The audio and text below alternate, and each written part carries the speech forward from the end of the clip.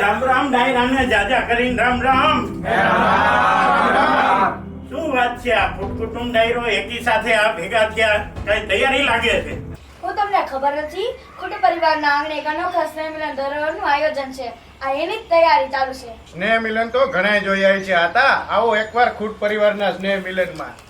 સમગ્ર સમાજમાં પ્રથમ એવું ખૂટ પરિવાર દ્વારા સ્નેહ મિલન છે, જ્યાં સમગ્ર કાર્યક્રમ દ્વારા રાષ્ટ્રધ્વજ ફરકતો હશે, જ્યાં દેશ પ્રેમ ને દેશદાજના ગુણગાન ગવાતા હશે,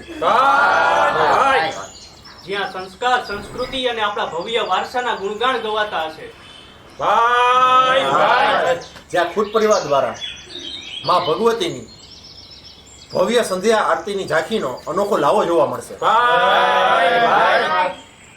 ત્યાં મારા ખૂટ પરિવારનો ભવ્ય ઇતિહાસ ઉજાગર થતો જોવા મળશે. મારા વાલા,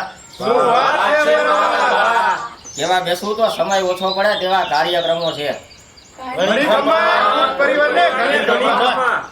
આવો તમારા ખૂટ પરિવારને શામજી બાપા જેવા વળી લાગવાનું હોય પછી કઈ ઘટે મારા વાલા?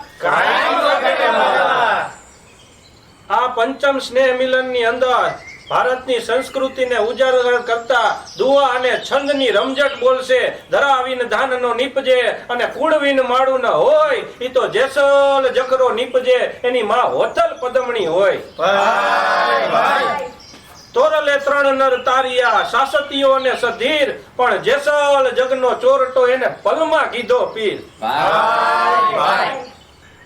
નાયત ગંગા, મારી નાત ગંગા, નાયત ગોમતી અને નાયત ત્રિવેણી નીર, સામજી ખૂબ સદા ભણે,